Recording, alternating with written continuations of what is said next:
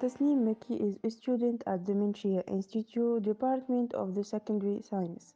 As part of our project, which is Injustice and Inequality, I decided to meet with three personalities from different fields to show us their point of view on this subject, and the result was as follows.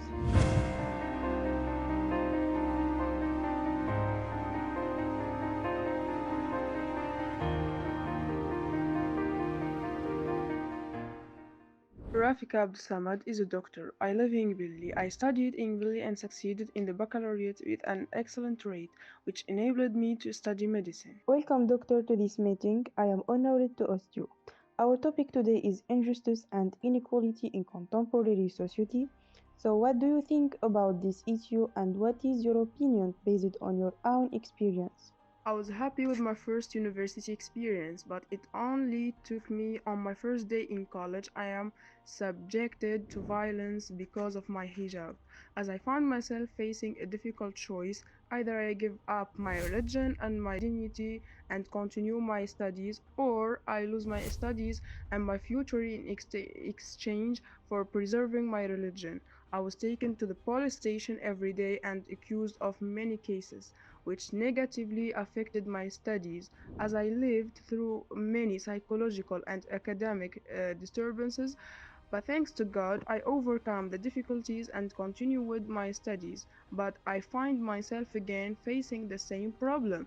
When I completed my studies and submitted requests to work in government hospitals, I was rejected and excluded from state institutions on charges of precedence with national security. I lived through a period of disappointment and despair where I almost gave up.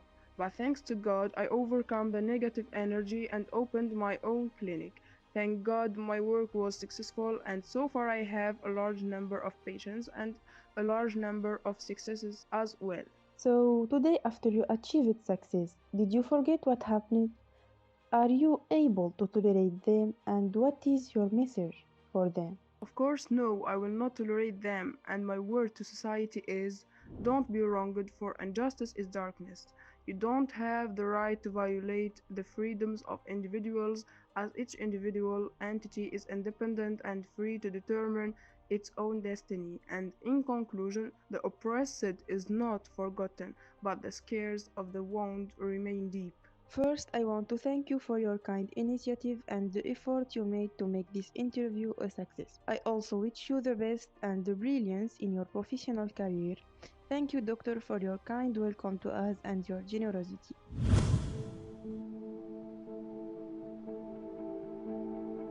Welcome, Mr. Munzer. We are the students of Minshia Institute, and within the framework of our project, which is inequality, we have chosen you as a sport coach to express your opinion on this topic based on your own experience. First of all, I thank you for your good choice of this topic, which is a focus of interest our present society and is very widespread, so I don't know for myself. Modertuati, sports coach in the field of karate in general, and specialist in self-defense and street fighting.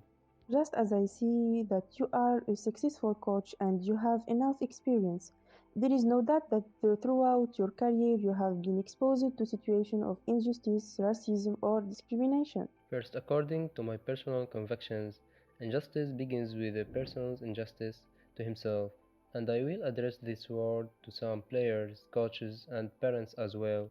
Our problem today is that we reduce injustice to the infringement of our interests and rights. But at the meantime, we lose sight of that step that we took for the first time.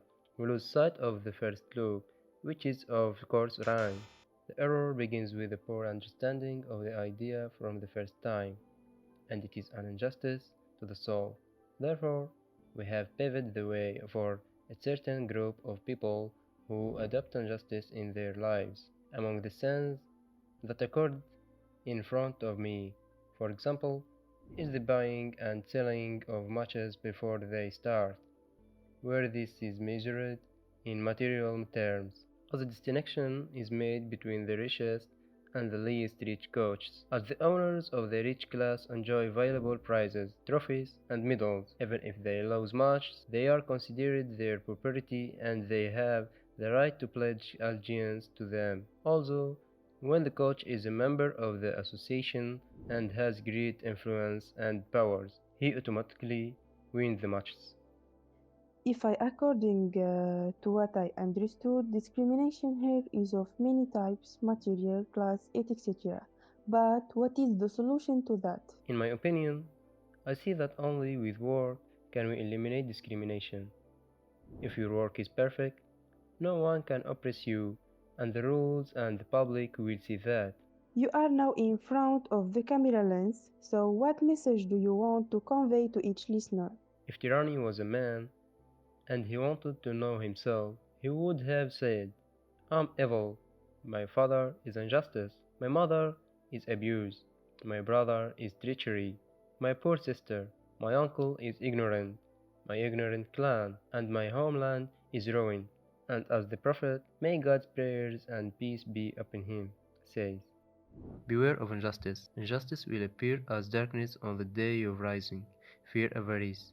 It destroyed those before you, and caused them to shed one another's blood and to make lawful what was unlawful. In conclusion, fear God, for every soul that has worked hard and sacrificed what is most precious to you.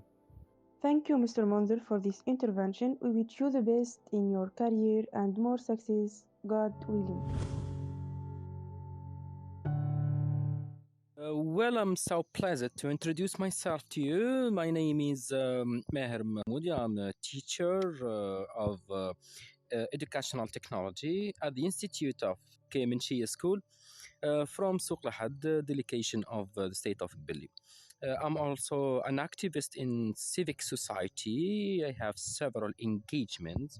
For example, the Tunisian Scouts, the Wafa Brigade in the Souq Lahad, okay? So I'm so happy today to be with you and to talk to you about my personal experience concerning discrimination that I witnessed years ago.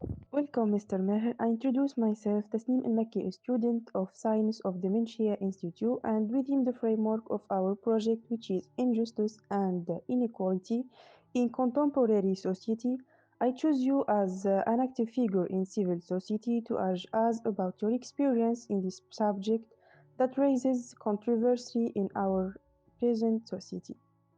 Well, for me, I think that you have chosen the most important issue that should be debated, okay? And it's always based on my experience, especially the issue of regionalism. That was when I was studying in Tunisia, okay, capital city of Tunisia. I was studying in Tunis for a master's degree. Actually, I chose that topic and I presented it to my professor there at the university, who agreed because it was really a motivating topic that should be debated. The distances that we should go across that separates my town to the capital city, okay, Tunis, they had bad impact and bad effects psychologically, mentally, and also financially. Despite feeling so tired, exhausted, fainting, I continued because I have a goal that I have to reach. My goal is to succeed in spite of being so far from my hometown. What I feel that it is really hurting, and it's still hurting me, okay, so deeply in my heart, that when I finished my work and I wanted to meet my professor, I tried to call him several times, but in vain. He didn't really want to answer my phone calls. I said that maybe he was tired, maybe he didn't notice that I was calling him, so I moved start forward to his office in order to see whether it was something made deliberate or not. What really shocked me is when I called him, I saw that his phone was ringing and he noticed that I was calling him, but he didn't answer. He ignored me. So I felt ignorance, I felt humiliation, I felt someone who wants to feel superior to me. That was really disgusting, that was really hurting. and I still remember that day. So at that moment, I felt a psychological mess inside.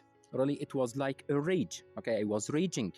So what I did was something that I didn't think about it, is that I start tearing apart my work, throwing it on the ground, and screaming and shouting, "You are only a racist person." Frankly speaking, at that time, I thought that I lost my project, really, okay, because nothing will pave the way to that teacher again.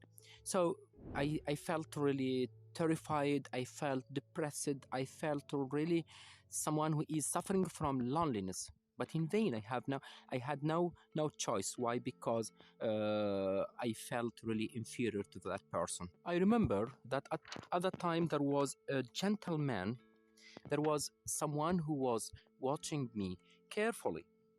So that man was a doctor from the same region of me. He took my hand and took me out. He spoke to me gently and advised me to accept his matter until I calmed down and a little controlled my nerves. My question to you is, did that behavior have an impact on your life? Did that incident affect your psychology, your study, or your career, and how long is that? Well, you asked me whether that behavior affected my career or not.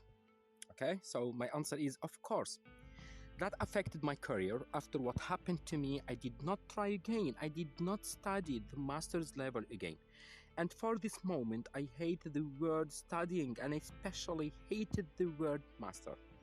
It was an obstacle for me. It was something that inhibited my success. That was because of the burden of an accumulated idea. Yeah, it was an accumulated idea that has accompanied me since all these years. It was really an act of discrimination, of racist behavior. I don't know why, but it is so clear that that teacher didn't pay attention, didn't care for those who are coming from other regions, and especially from the south. Southern towns were really discriminated. By the way, that wasn't an incident, okay? That wasn't the only incident to happen to someone from the south. Even at the political level, have a look at all those represented, for example, in the government or in the presidency, okay? So they always look for people from the north, people from the southeast, southwest, okay? So discrimination is held at different levels: social, political, economic, educational. So you are now in front of the camera lens. What is the word that you want to direct? What is your message to this category of humanity? When we say regionalism, it means that we are talking about discrimination, we are talking about humiliation, we are talking about the differences concerning different services provided. It's a good opportunity really to express my attitude towards something happening to millions of people. It's about discrimination, humiliation, ignorance, prejudice. So it's time to stand up, yeah, as Bob Marley says, stand up, don't give up the right. So it's our right to feel equal to others. So it's time to stand up together and fight against these things that inhibit our success. Educating my children, educating the future generation is a must in order to overcome prejudice, humiliation, ignorance, discrimination. We rely on the future generations in order to heal this world from these bad notions and doctrines. Thank you for the intervention. I am honored to share this topic with you. I hope that the message will reach and this voice will be louder. Why don't we unite with each other to reform a little of our society, especially to prevent the aggravation of this phenomenon, and it is continually with the future generation. Thank you, Mr. Maher.